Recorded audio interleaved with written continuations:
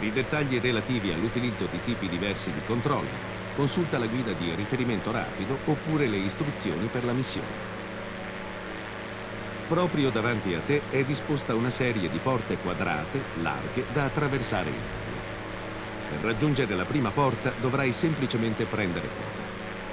Per sollevare il muso dell'ultraleggero, tira delicatamente la barra verso di te. Per salire più velocemente, dai motore. Spingi in avanti la manetta o premi il tasto F3. Le porte attive da attraversare sono luminose e di colore verde. Le porte che non sono attive o che hai già attraversato sono di colore rosso. La porta successiva sarà evidenziata quando avrai superato quella corrente. Se perdi di vista una porta, guardati attorno. Muovi il pulsante superiore del joystick o tieni premuta la barra spaziatrice mentre muovi il mouse. Ricorda, puoi rivedere tutte le istruzioni fornite sul cosciaio. È sufficiente premere MAIUSC F10 e selezionare la pagina messaggi. La sei cavata bene con la porta 1. Adesso attraversa la porta 2.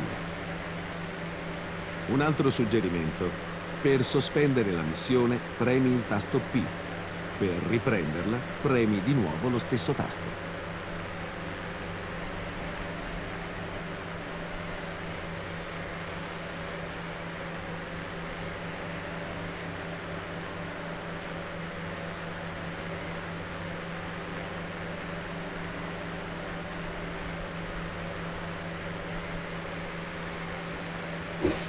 Ok, ora scendi alla porta 3.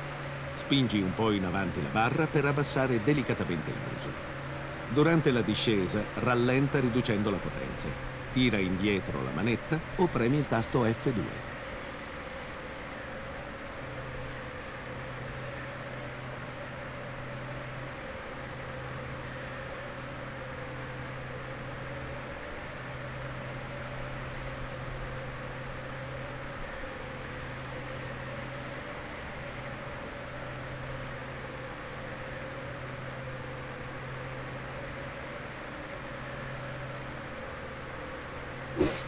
Ottima discesa verso la porta 3. Adesso livellati. Tira delicatamente la barra verso di te. Durante il livellamento, la velocità dell'ultraleggero si riduce. Imposta la velocità regolando la manetta.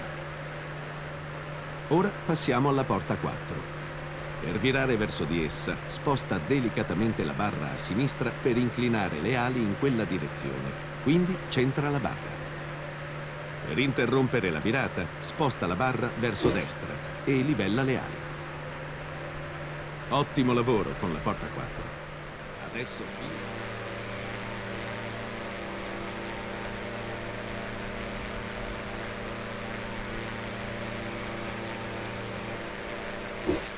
complimenti.